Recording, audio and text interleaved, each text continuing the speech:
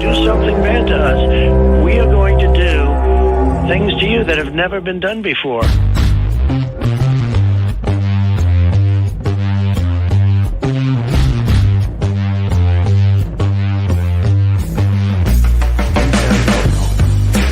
What the f is that, dude?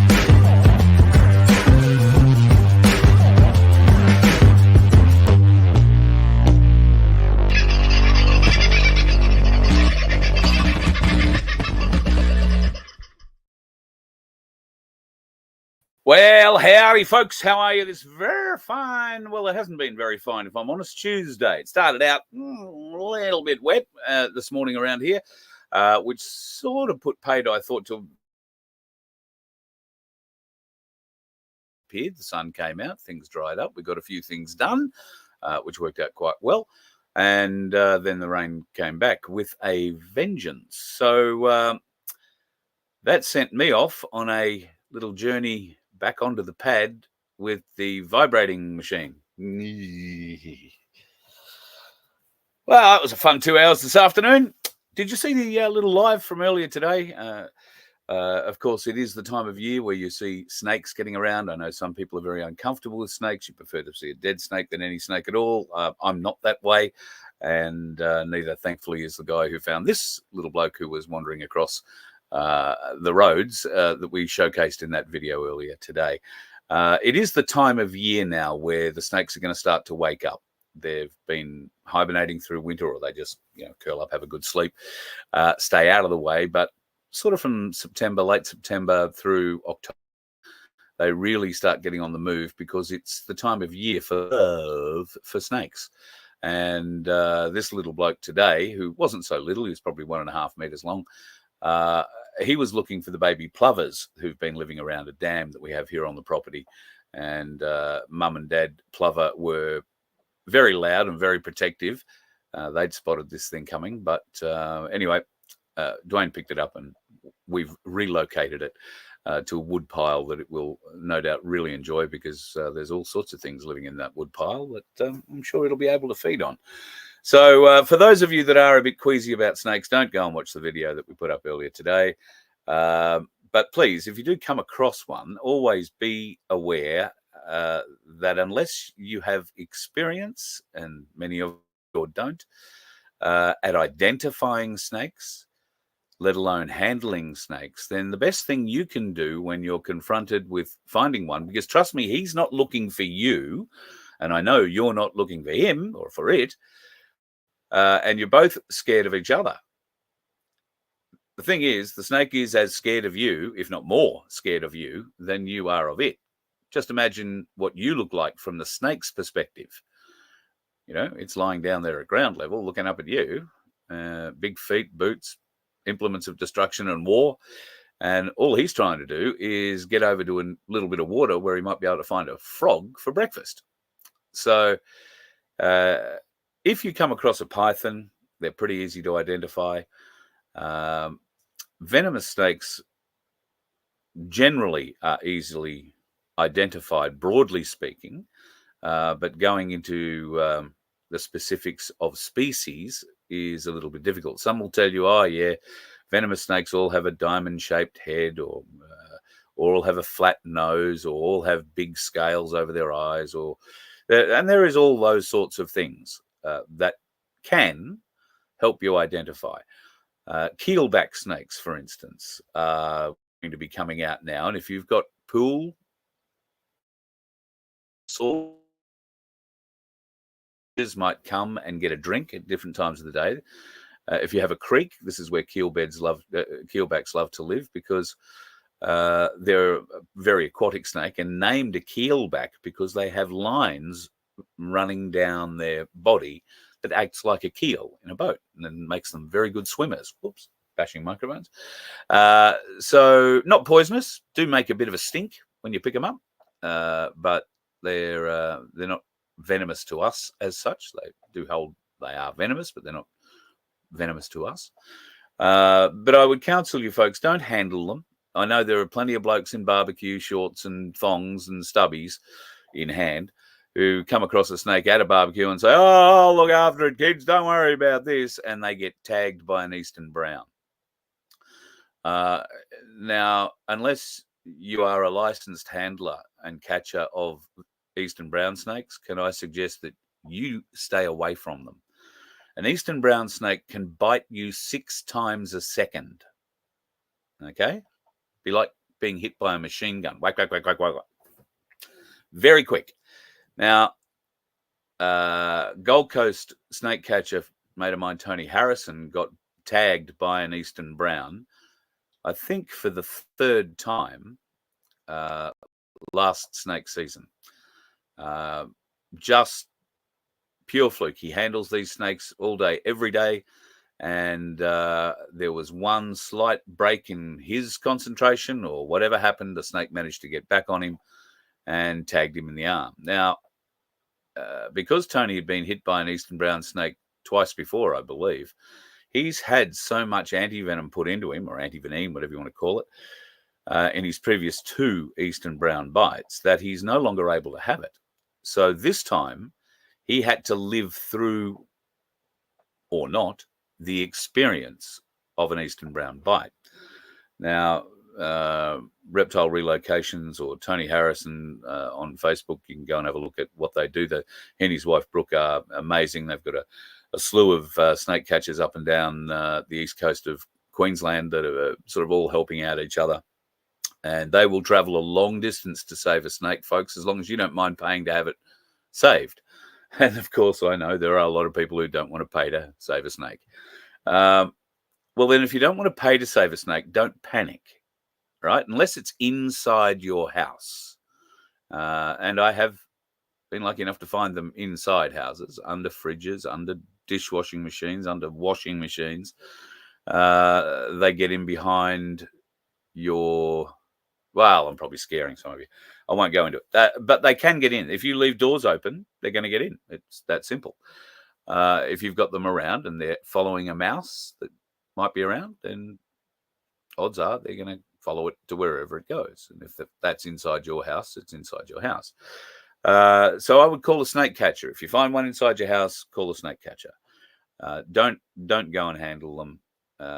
Don't try and be the hero, because if you cannot identify the snake yourself confidently and know that it's, well, anything from a carpet python to a tree snake to a green tree snake or brown tree snake or, I don't know, eastern brown, red belly, black, all sorts of different snakes, particularly here in the southeast corner of Queensland. In fact, there are 21 different snakes that you will find just in the southeast corner of Queensland, just on the Gold Coast, and 21 different varieties, including some pretty nasty ones.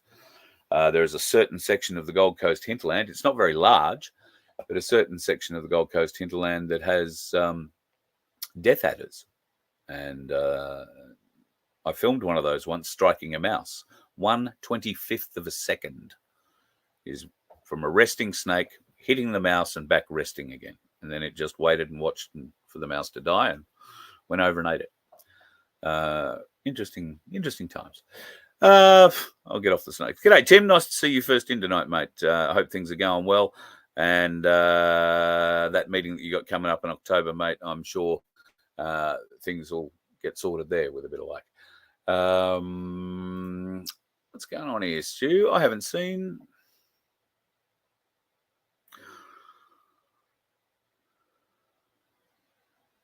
Okay, so we'll have to have a look at that, mate, and send me an email. Hello, Michelle. Lovely to have you in. Who else? Phil's in the house too. What happened in the Moscow airport? Phil, I am unaware. I have been doing crap all day. I've only sat down in the last hour or so to try and catch up on things. So I haven't seen anything weird. Oh, was taken out by drones. Well, if that's the case, if that's the Moscow airport taken out by drones, supposedly from Ukraine, then, yeah, well, could be interesting. Yes, what the sad news indeed. One of my inspirations in voiceover work, one of the greatest voiceover guys there's ever been, I think, and pretty good actor too, I think. James Earl Jones passed away, the voice of Darth Vader, amongst many other things. He was also the voice of Discovery, or Discovery Channel for many years, I think, going back. But yeah, brilliant actor, and the voice, the overdubbed voice of Darth Vader, the original British actor. You can actually look it up on YouTube. It's hilarious. The original British actor playing Darth Vader, and his voice just does not suit the role. Mind you, that's always something we can say in hindsight, because we know in our minds and whatnot what Darth Vader is meant to sound like, because that's what we've known all our life. So, all right. G'day, Angelina, Donna, Ads, Hookstagram, Pete from Pinnaroos in the house. G'day, Andy. Scott, nice to have you on board. Andrew Smith is in. And Sovereign Joe. Sunflower, God love you. Hope you and Rick are doing well, love. And Sandy, you're doing fantastic work with the adorable donkeys. Well, the wonderful Sandy and her other half, Baz, are donkey saviors. I think that's the only way you can possibly describe what they do. They rescue donkeys from all up and down the East Coast, and part of that requires a place to keep the donkeys while you're saving them, getting them from where they were to where they're going to be. And that usually requires something like a horse float, because you're not allowed to drag them along behind the ute these days. And it makes for a much slower trip. Or it goes the other way, and that's worse. So Sandy and Baz need a bit of help. And we are I'm trying to find a trailer manufacturer or a horse float manufacturer who'll do us a bit of a deal. I've rung two, and one of them seemed quite keen and then won't talk to me anymore. And the other one I'm still waiting for a call back from. So I don't know what it is. But anyway, if you can help, Sandy has a GoFundMe page, and I will see if I can dig that up before the end of the show. Or Sandy, if you can post that in the comments, and go and click on that, folks. And if you've got a spare few bucks, you can donate.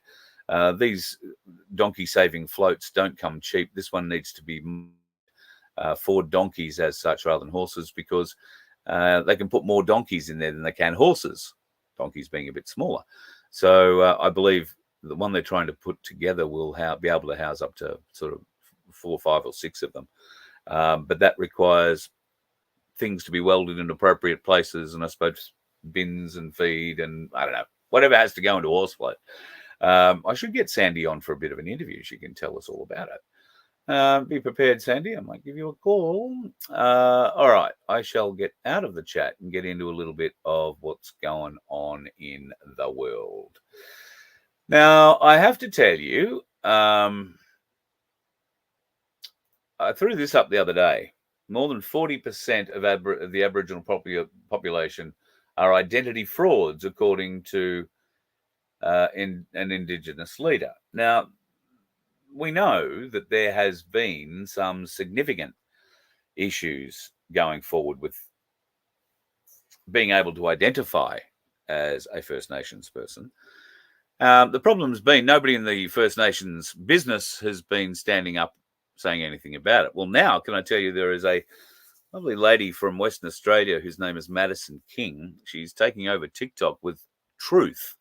And I've got to say, she's starting with a really good one, the Welcome to Country ceremony.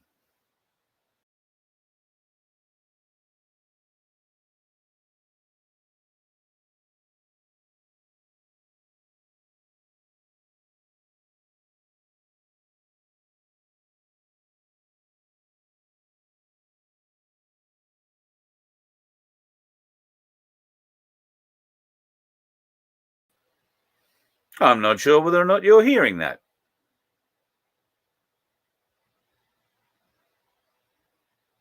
Because for some reason, I'm not hearing that. I don't know whether or not you're hearing that or not. Are you guys hearing that? because for some reason I'm not hearing that. Right, Daniel's saying sound. No sound, right, no sound, right. Well, let me go and find out why that would be. I've got 3 other videos loaded up here, so maybe I need to try this again. Me double down.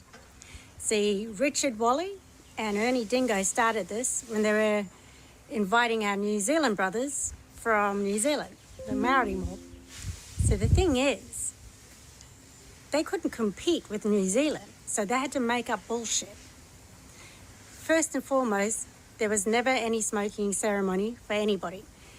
You don't go into a community and expect the whole community to come out and smoke you. You mob are dumb. You guys are dumb. You think the whole community is going to stop just for a couple of people and come in there and smoke you? That's not how it works. So your theory that it happens is bullshit.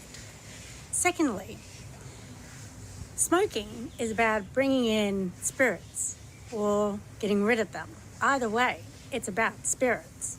So all you Christian people that was walking through smoke, well, you're inviting the dead, and that's that simple. Thirdly,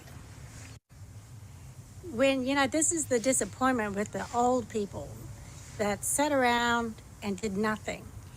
This is the outcome. When you let a lie go on for that long, that people now think it's real, that this is what our culture is.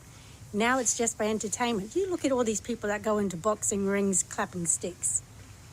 Shame job. That's not our culture. And going out to football fields, carrying on with didgeridoos. Well, guess what? Didgeridoo only came from one area, and that's from the Northern Territory. It's one thing to do little entertainments, but put things into perspective. That's not our culture. We didn't just go around and have crobberies and stuff whenever we felt like it. There is a purpose and a meaning for it. And what an insult to all the mob that do crobbery still as a tradition, while you mob make a mockery out of it and turn it into entertainment and for money purposes. So yeah, I'm doubling down, and I'll continue to double down. Madison comes from a community, that doesn't exist anymore, a community that is still known as Umbulgari, but Umbulgari closed down some time ago, and she now lives, I believe, further south in the Northern Territory or in Western Australia somewhere. I'm not exactly sure. All I can say is that she is a very wise woman indeed, and a brave one to come out and speak truth about the Welcome to Country ceremony. And, Ernie Dingo and his mate did all right out of that Welcome to Country ceremony, all things said and done. And a lot of our language has been taken from the north down here to Noongar country, and it was being used at one point. My grandmother was one of those people that spoke up, and she said, you might better stop it. So we all know that Noongar country lost their language a long time ago. Listen to their language. Listen to it. It's repetitive. Clutching at straws. And that's Richard Wally and Ernie Dingo. She doesn't mince words around the fraud, as she sees it, that was perpetrated not only against the white people of this country, but also to people like her, the people who live on country and continually have had to battle one way or another through life. Of course, it's hard to know that without acknowledging that there is another group of Indigenous Australians responsible for that. And Madison King doesn't mince it. Aboriginal people from communities, we humble people. We don't need recognition. That is modern day shit. Modern day stuff that's taken away and bastardizing our culture and our traditions so that you will feel better about yourself. Well, you go to a community and you see how different the mob are compared to people in the city that will milk our culture and tradition for money. Now, I've had lots of people inbox me and tell me that in some cases, people are making up to $5,000 to $50,000 per show. Per show. Now, you think them people in the community are making that money? No, it's the Purple Circle. So when you go around clapping for all these people, you're clapping for only a small group of people. We already see in Aboriginal corporations our money being used and spent by the Purple Circle. They're not looking after our mob.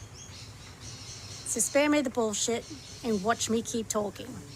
I'll keep talking. God love her. I hope to God she does keep talking, and hopefully she'll come on the Voice of Freedom. If anybody knows how to get a hold of her, point her out. Because that kind of truth needs to be spoken by the folks it most affects, or who have most been affected by the Purple Circle, as she puts it, the corporates, the land councils, the fraudulent people in their own community, robbing those in their own community. She does sound a bit pissed off, Donna, yes, but no one would blame her. And the fact is, as far as I'm aware, she is the first Indigenous woman, at least, that I have seen stand up and tell these truths. And I'm not sure why I'm not seeing more. Well, that's untrue. There are Indigenous blokes getting out there doing that, particularly in the Northern Territory. But we should be seeing it more. And I encourage her to, keep going, keep spreading the word, because I think she has the ability to engage an audience and speak truth. And I hope that works on both sides. I fear for her because there is a lot of vested interest in the Purple Circle. There's a lot of people hanging off the tit of the Purple Circle and a lot of people hanging off those people. So to disrupt the Purple Circle and that money flow could potentially be quite a dangerous situation for her. So I do hope that she is taking appropriate precautions. It leads me to something else that I found a little bit strange. Headlines that have come out over the last couple of days. This was a good one. The oldest known boomerang has been found in Poland. Now, if you're like me, you probably thought the boomerang was an Australian Indigenous item, generally used for hunting by our Indigenous brothers. Now, the world's oldest known boomerang has been found in a Polish cave. It's some 20,000 years or 23,000 years after the device was made from the tusk of a mammoth. The researchers said that they call the 2-foot-long device a boomerang because of its shape, rather than any proven ability to return to the person who throws it. Right. Now, the returning ability may be affected by flaws in the manufacturing or by later damage, and it is impossible to verify in an archaeological specimen, said the researchers from the Polish Academy of Sciences at Krakow. Maybe they should send it here to Australia and let us examine it. We'll get back to it. Boomerangs were used on virtually all inhabited continents in ancient times. I didn't realise. And an Iron Age wooden boomerang has been found in the Netherlands, for example, and a possible boomerang from a mammoth bone has been found in Austria, stretching back 35,000 years. So I thought our Indigenous folks had been here for over 60,000 years and the boomerang was theirs. Now, I understand throwing sticks at things to kill them may have been great and very useful back in the day. Certainly, our Indigenous ancestors found it very useful. There are two things you need to know about boomerangs. Not one boomerang does everything. You can have a boomerang that you can throw that comes back to you, which is great, because if you miss the target, if you miss what you're trying to hit with it, which will be a bird or kangaroo maybe. If you miss it, you don't want to have to go running up the paddock to pick up your stick to have another go at it. The kangaroo will be miles away. So you'd like to have it returned to you. But in most instances, a hunting boomerang is very different. It flies regardless. So, yeah, boomerangs that return to you are a bit of fun, but not terribly useful hunting. Boomerangs that fly through the air like an aerodynamic wing, carry some weight behind them, and can stun or kill whatever that hits in the head, were pretty useful. So that's the boomerang culture, at least my understanding of it from some Indigenous folks that I know. But to now find that apparently, and it wouldn't be surprising to use something like a mammoth tusk. You've got to think it'd be pretty hard.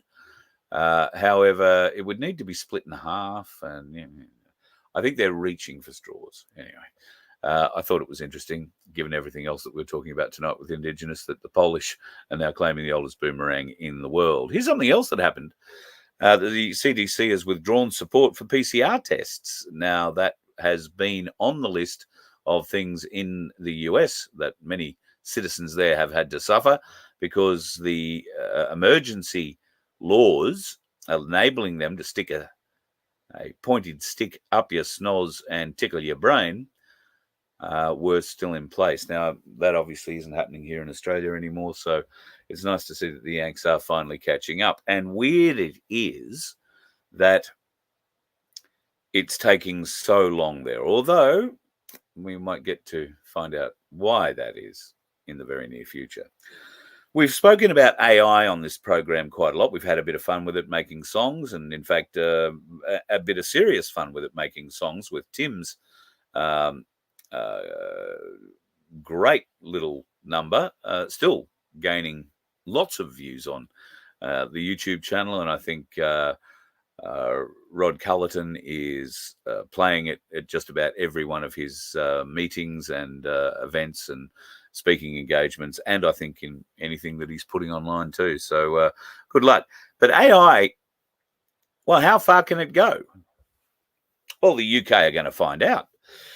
The UK's first teacherless AI classroom is set to open in London. A private school will open the first classroom taught by artificial intelligence instead of human teachers. They say the technology allows for precise, bespoke learning, while critics argue AI teaching will lead to a soulless, bleak future. Oh, really? A soulless, bleak future. I can understand that.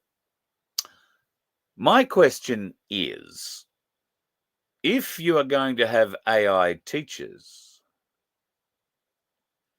how are you going to control the classroom? Kids are rowdy. Kids are, boisterous. Kids talk. They don't concentrate. They do things they shouldn't do in class all the time.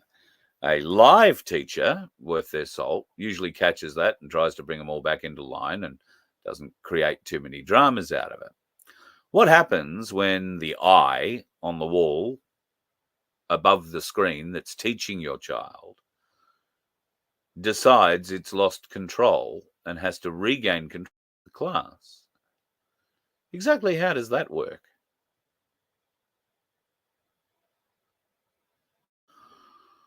Well, I would say if you're going to have an AI-controlled class, then you need to have a purpose-built AI-controlled classroom.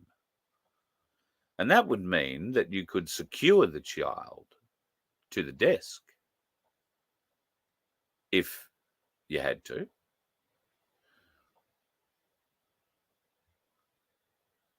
I don't know how you make a child comply.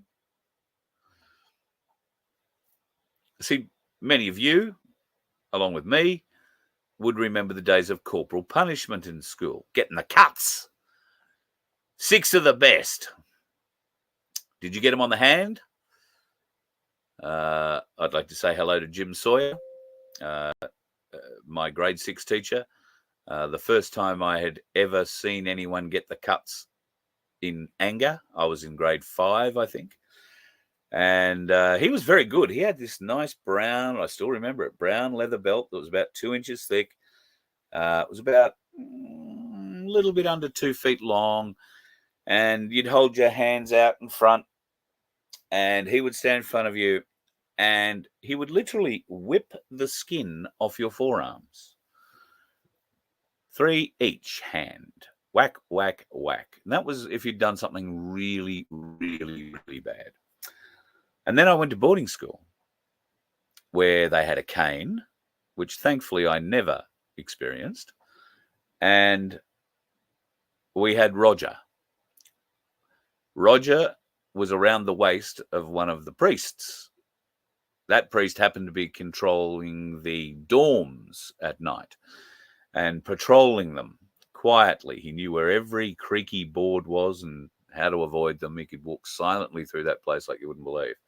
And if you heard anybody talking, it was late study. And if you got caught talking in late study, then you got 6 on the arse with Roger. And Roger was a fan belt off a car.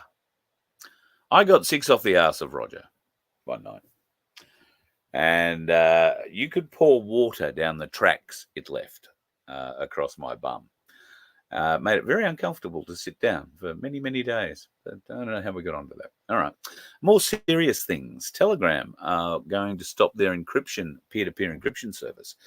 Now, this is on the back of the owner of, or the CEO at least, of Telegram being arrested and thrown in a jail. Pavel Durov, of course, we're talking about. Now, he's been thrown in jail because he's been accused of allowing all sorts of major crime to go quiet, go invisible, because of the encryption algorithms used in messaging within Telegram.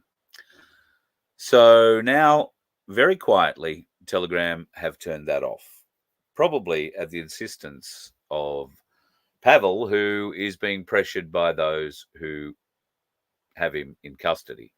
Not terribly nice at all.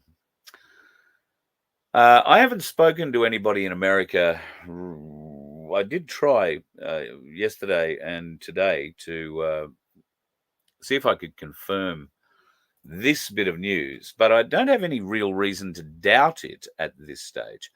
It does seem there are a lot of National Guard on the move. Now, a lot of National Guard infrastructure being moved on the rail networks at the moment, and there does appear to be quite a number of military types, particularly in the major eastern and western coast cities, West Coast particularly. So, I don't know. We'd like to think that martial law may be coming, but we've been waiting for the EBS for how long now? So I take that one with a pinch of salt. I don't think we haven't touched on it in a little while, but it is becoming quite apparent that the stories coming out of funeral homes regarding what they're finding in the bodies of those folks who've passed away unexpectedly, and another, I don't know, half a dozen of them went over the weekend, a couple of famous ones as well. There was a father, I think, a Darwin man, who flew to Bali and got to the arrivals hall in Bali and keeled over. They pronounced him dead at the hospital. No apparent reason. Well, there might be a reason, but nobody at this point seems to admit it. But when those people wind up at a funeral home and they get embalmed, the embalmers are finding, and if you've got a queasy stomach, close your eyes, they're finding these kind of clots coming out of veins. And so that is a vein with a clot that starts at the very top and goes 2/3 of the way down through it. It's a pretty ugly thing, and it is continuing. Now, we understand and know why that's happening to those people specifically, because it's not happening to anyone who didn't go and get this done. What we aren't seeing is action from any official agency other than potentially Senator Malcolm Roberts and One Nation. I'm not sure that they've been deep on it yet too.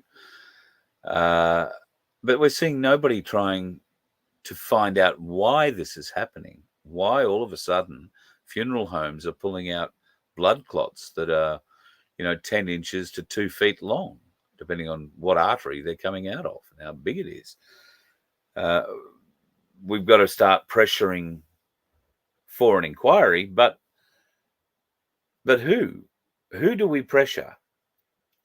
They're watering down the spicy cough inquiry that Albanese put forward. They're not going to allow, or never allowed, the one that Roberts was putting forward. The Royal Commission that was promised has now turned into an inquiry rather than a Royal Commission. And even still, they have ways of suppressing the truth in Royal Commissions as well, sadly. They use legal loopholes and bastardry to do it. And it has to friggin' stop. It has to stop. It can only stop if one of you stands up. Speaking of standing up in your local community, I want to take my hat off to my very, very dear friend, Tony Alvarez, in Oberon. Now, we stayed at Tony's magnificent estate, the Lake Oberon estate, when we were down there a couple of months ago. And he gave me a bit of help with the bus too, with the lights. God love him. But Tony has decided to stand up in the Oberon area, and he's running for council. Now, they're in pre-polling down there at the moment, local council, and Tony's been out on the hustings. I spoke to him yesterday at length for some time, and I couldn't wish him more of the best luck in the world. But it shouldn't take luck to elect a man like Tony Alvarez to your local council. And I'm sure you have a bloke like Tony Alvarez in your town, and maybe you've got a number of them, because you're going to need a number of them. One's not going to do it. One is one voice on 9, or 1 of 9, or 9 of 1 of 13, or however many councillors you've got. You need a majority, and that means you need a lot of like-minded people standing up. Now, the issues that motivated Tony, are plenty, but the big ones down there at the moment are these wind farms that they're putting up. Absolutely atrocious. And they're ruining great farming land for it. This is what I don't understand. We are losing top quality farming land, able to grow really good food, so that instead of planting food, we can plant concrete, steel, or aluminium, and I don't know, 250,000 acres of the most ridiculous solar-powered bloody cells you've ever seen in your life. This is going to kill us all. It'll make the rich richer, but we are going to starve. The rich, if you hadn't already noticed, the elites, the UN of the world. Somebody just drove past my bus on the wrong side of the bus. It's a bit weird. The rich of the world are already rich, and they're just using us to comply. Well, we comply. They're maintaining their wealth or growing it vastly while we suffer. By getting people like Tony Alvarez, and maybe you, standing up at a local, a state, and a federal level, it's the only way we're going to be able to change things. So if you are in the Oberon Council area, please look out for Tony Alvarez's name on the ballot sheet. He's a very approachable man. If you don't find him at the pre-polling, which he's been there every day so far, I think, for the last week, go and catch him up, have a chat, see whether or not you can't give him your support.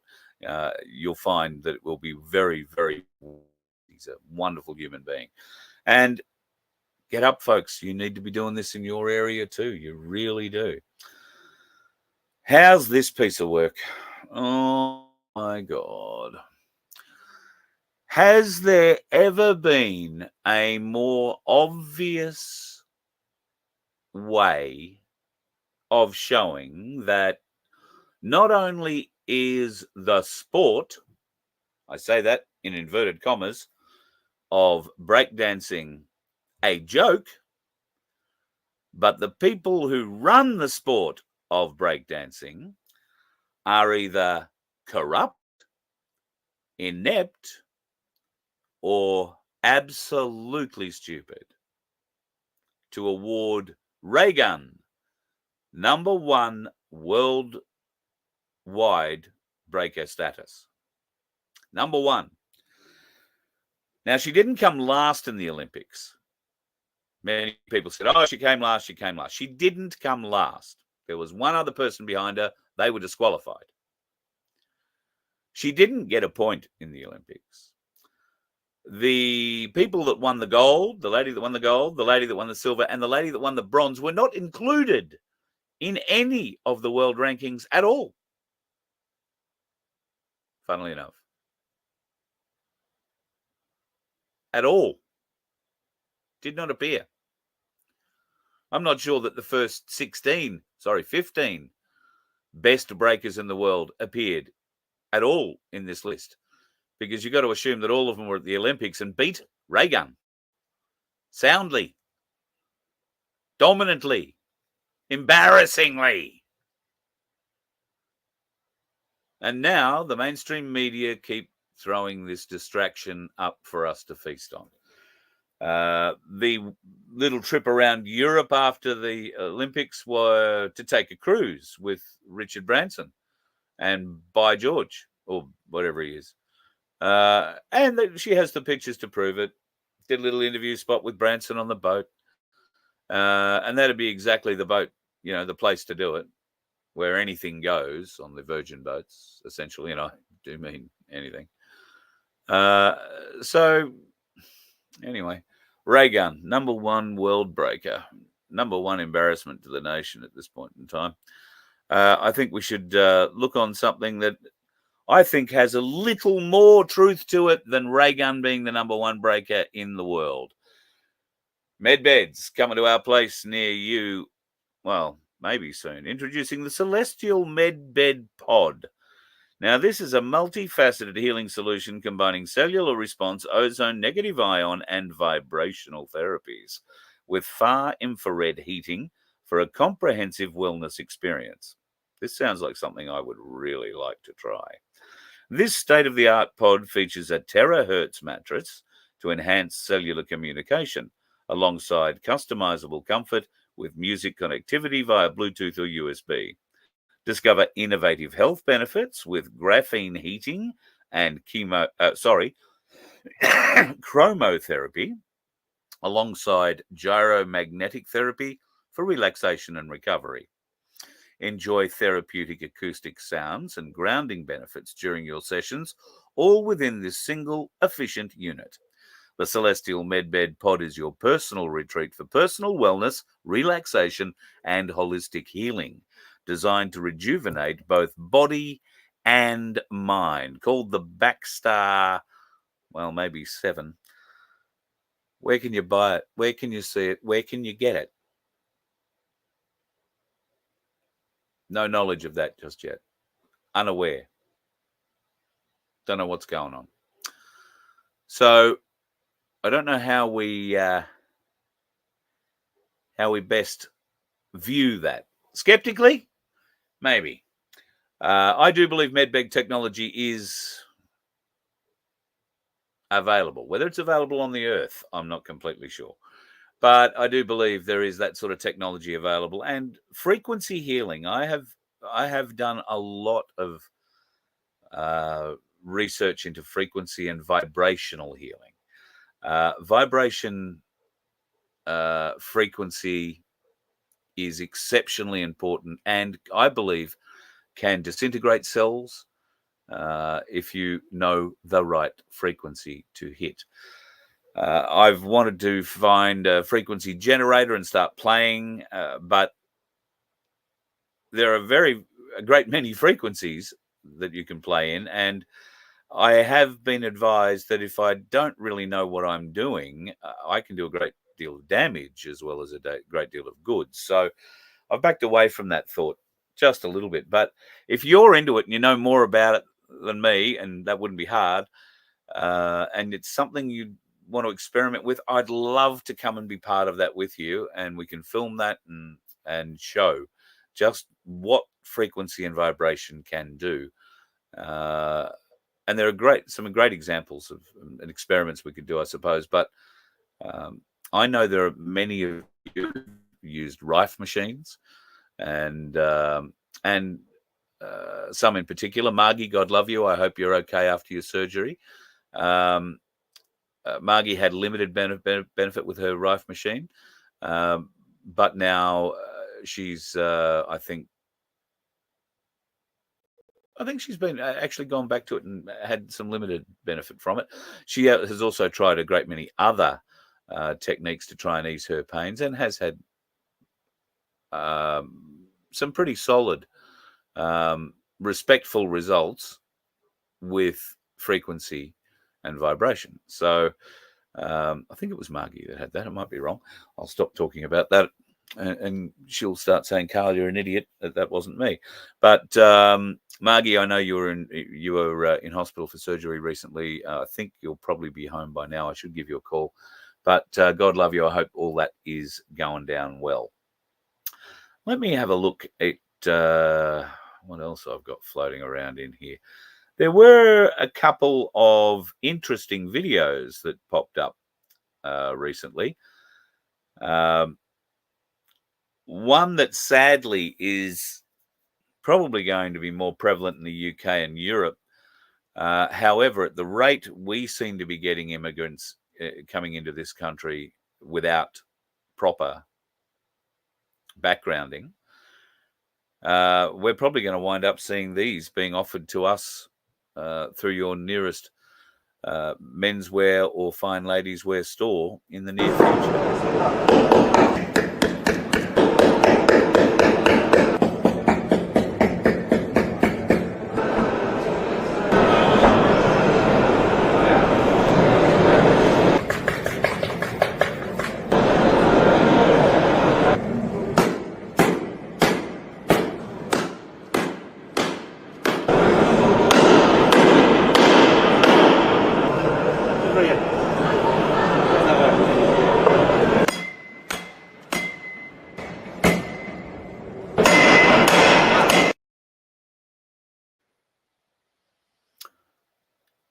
Anti-stab vests coming to a clothing store near you soon. Available to the public. Why? Because a whole bunch of immigrants, illegal or otherwise, are coming up and stabbing you. There was very graphic footage in America the other day of a police officer who was calling on a fella to see that he was all right. This fella's just pulled a knife and run up to the copper, stabbed him straight away. A knife is very hard to defend against if they get close to you. And if you're, it's why police officers like to stand away from you until they know you're not armed. Because if you've got a knife and you're within 3 good steps of somebody who is motivated with a knife and you don't know they've got one, they can stab you 2 or 3 times before you realize what's happened to you. So that's why you see that little bit of distance maintained. But these stabbing vests, well, we've seen the stabbings that have happened, particularly in the UK of late. And those ones, I've got to say, look pretty stylish. You didn't really realize that they were wearing one until, well, the front started moving on one of them. I wonder about the sides, and I wonder what sort of neck protection there is as well, because a lot of these bastards come from behind and go for the neck. So, but at any rate, I guess having it is better than not having it. But would you wear one? Is that the kind of thing you would wear daily if you were going out? Let's say you had to work in a big city somewhere. Are you that concerned that you're going to get singled out for that sort of treatment? Could be a problem. But at any rate, it's just a sad indictment, I believe, on the world. And, what's going on with us at the moment. It's not. This isn't the world we should be in. I found myself thinking about the 10 Commandments today for some. I don't know. I was on the vibrating bloody Duvamajaki thing over there. I mean, fair dinkum, that thing is one hell of a vibrator. I mean, I know there are women who can kickstart a vibrator in Sydney, but this thing is unbelievable. We had a good bit of rain today, and the pad's got to be a bit wet because we're still trying to pack it, keep it packed. And I wanted to see where the water was running today after a good rain, and turns out there's water running in places we really don't want it to. So we played around with that a little bit, tried to pack that down a bit more. But I'm amazed at these whacker-packer machines. I've got to say there is an element of fun being around the property, and it's nice to be wanted to do something. So I'm enjoying getting out and doing stupid things, and the chainsawing is back on tomorrow if the rain is off. Do you want to see something? I don't know if it's sad or if it's funny. I prefer to think that it's sad. This is a recent interview Joe Biden has given to an American television network, and the anchor is asking Biden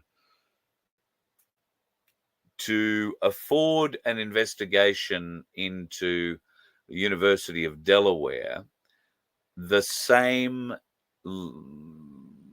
leeway and functionality as an investigation that they did into Trump. And it's not a very hard question, but watch how this is handled. I am absolutely certain. Why not approve a search of her name in those records?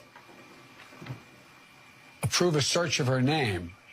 Yes, and reveal anything that might be related to Tara Reid in the University of Delaware records. There is nothing. They wouldn't. They're not there. And if it's, I don't understand the point you're trying to make. The point I'm trying to make is that there are no personnel records by definition.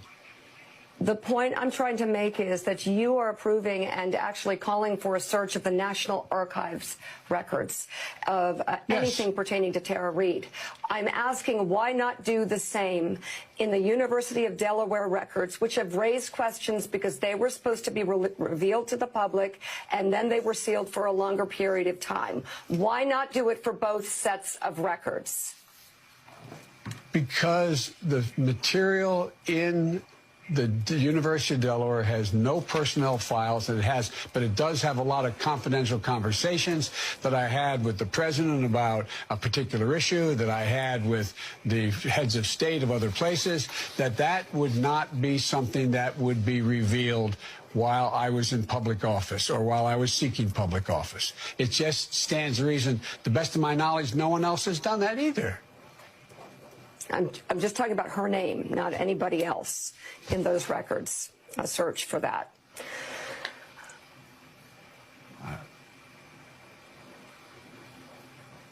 Nothing classified with the president or anybody else. I'm just asking why not do a search for Tara Reid's name in the University of Delaware records?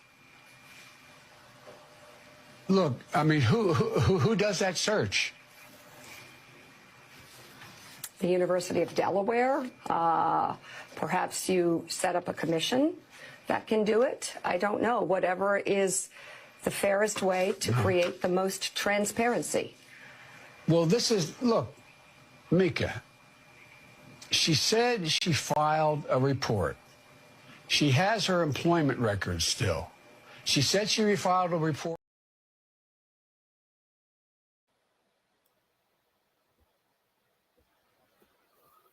I don't know how they're letting him out. I suppose they've got to occasionally, but it's shockingly embarrassing. So too is the fact that I started off talking about the 10 Commandments and wound up playing Joe Biden. Beg your pardon. So yeah, there I was hanging onto the concrete vibrator out here today, and I'm thinking about the 10 Commandments. I don't know why these thoughts came into my mind, but I got to thinking about them, and I first of all started to go through them. Can you name the 10 Commandments? I'm not going to now, but to show you up. But can you name the 10 Commandments? The message that I was sort of got, if you like, while I was thinking about this was many people, I think, today believe the Ten Commandments were something of a top 10 delivered over 2,000 years ago. A top 10 like you'd think about music, for instance, or top 10 lists. And that allows for a mindset of subjectivity to set in. Oh, well, I don't like that song so much. I don't know why it's number one. You know, I like the song at number 2 better than I like the one at number 1. That kind of thing. The Ten Commandments are not like that. They're not subjective. They're not really open to interpretation. If you live your life to the Ten Commandments, you will live a good life. You won't hurt others. You won't be hurt. Well, there's no guarantee you won't be hurt, but you'll give yourself the best opportunity to live the best life possible and have a stronger soul for the journey.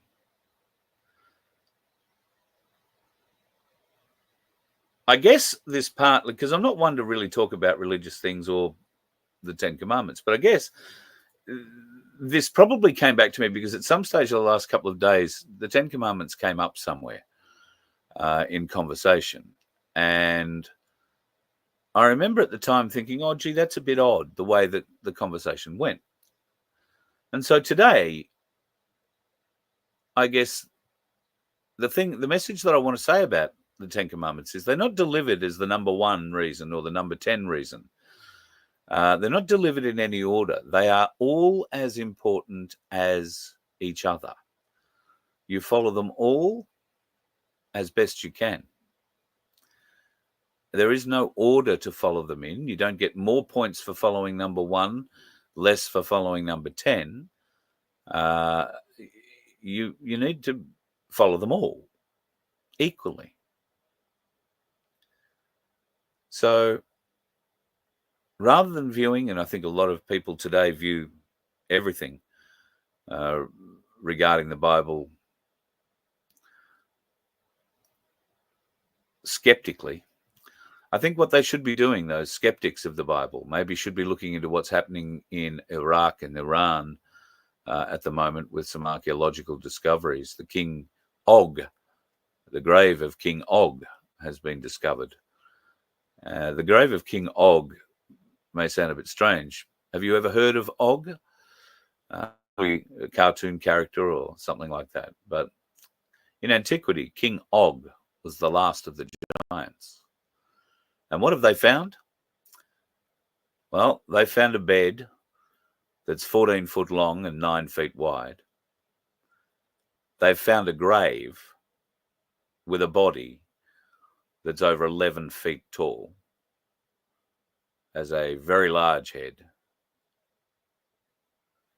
and seems to fit with the Og story. Could it be that much of the Bible is starting to come alive? It's just that mainstream media is keeping it from us. The Euphrates River is drying up, has dried up. It is exposing amazing things in its bottom. That sounds a bit weird. But in the depths, hitherto hidden by waters, they're finding some amazing things, including something called, the Tomb of the Angels or the Jail of the Angels, depending on how you translate it. And that would, I think, relate directly to the biblical story of 4 angels who were cast out from heaven and who were buried under the Euphrates River, with the prophecy that if the Euphrates ever dried up, that they would come out and cause havoc on the earth. You might have heard the numbers seem similar, the 4. So Go and do a little bit of research into what's being dug up around the world at the moment. There is some amazing shit coming out of the ground. And the more and more and more I skip it, the more and more and more I am inclined to believe that this world gets wiped clean every so often. And when I say wiped clean, I mean wiped clean. Pole shifting, continent changing, everything changes on the face of the earth. Whether that's a round earth or a flat earth, I don't know. But it does explain why we are finding cities buried under sand dunes, why we are finding tombs of giants, for the want of a better term, in Iraq and in Iran and in other places through there. In fact, the Golan Heights is also an area of great interest for this. In fact, I think Og might have been found in the Golan Heights. So I think the Golan Heights are now a topic of interest for Israel again. Watch this space. I think there's going to be a lot more to come from that little particular area just between you, me, and the gatepost. Conor McGregor is going to run for Irish president or prime minister, I think it is, Irish prime minister. What is he running on? Immigration. There will be mass deportations if he is elected head of country, and they will start immediately. That is his base platform. How many more patriotic folk in Europe are we going to see stand up like Conor McGregor has in Ireland and say, well, this isn't on? And if you elect me and many like me, we are going to send these people home, back to their home, especially the ones that have come through without too much checking. And we are getting a ton of them from Gaza right now. So, yeah, be aware of that. What else did I have to show you tonight, folks? I just see if I've got a video floating around here. Was there a video left? No, I think I played them all for you. All right, so might love you and leave you for that for tonight. We have, I'll leave you with this for a lovely picture. That's Fearless. He's doing all right, in case you were wondering. Still slurping down milk and acting more like a dog every day. So thank you to everybody who's asked about Fearless and those who've offered to give him a home. No need. He's got one here. He never has to go anywhere, as far as we know. Please don't forget to like and subscribe. I saw that one pop up there in the chat as I flicked back. So thank you very much, folks.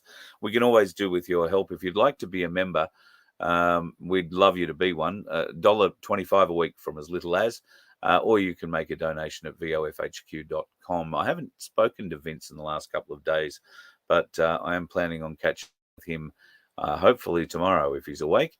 And we're working on a couple of other little things. Well, I've been working on a couple of little things in the background, but I need his help to try and bring them to fruition. Hopefully in the next week or so, we will have some new exciting things for you. And being a member will help you access those new and exciting things. But I understand it's not for everybody. And hey, that's okay. If you can like and subscribe, help get the message out. If you think there is any benefit in what I'm saying to you, then please share that message. Remember that the 10 commandments aren't a top 10. If you look at them simply, live life that way, and it's not a hard way to live your life, you're going to give yourself the best chance of getting back to your rightful place after this life. Raise your vibration, folks. Raise your vibration. We all need to raise our vibration. And I'm trying. That's why I'm hanging on to that vibrator. All of me is vibrating. And it's vibrating much faster, much harder than it's ever vibrated in bloody life, can I tell you? So, good luck with your vibration. And if you are raising your vibration on the road, keep your eyes open because the dickheads might be vibrating a whole other different way. You let one ant stand up to us, then they all might stand up. Those puny little ants outnumber us 100 to 1. And if they ever figure that out, there goes our way of life. It's not about food. It's about keeping those ants in line. That's why we're going back. Does anybody else want to stay? Let's rock!